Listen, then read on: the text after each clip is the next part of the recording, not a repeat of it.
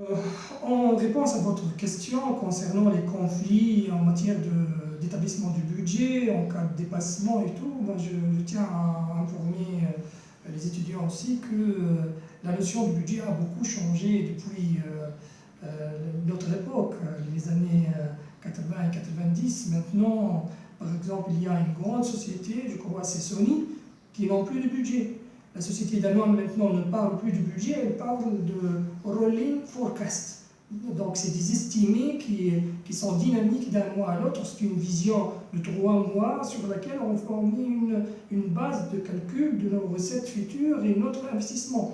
Et il y a plus cette question de budget sur lequel on doit se fixer et ne pas changer. Parfois le budget c'est une source de blocage.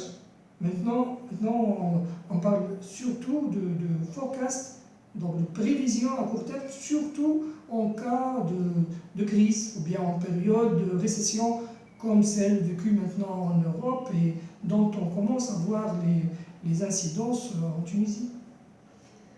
Qu'est-ce que vous dites aux étudiants qui n'ont pas encore pris la décision dans quel secteur ils vont choisir les études, surtout si puisqu'on parle de métier de marketing, est-ce que vous êtes pour, vous êtes contre, vous les encouragez ou pas?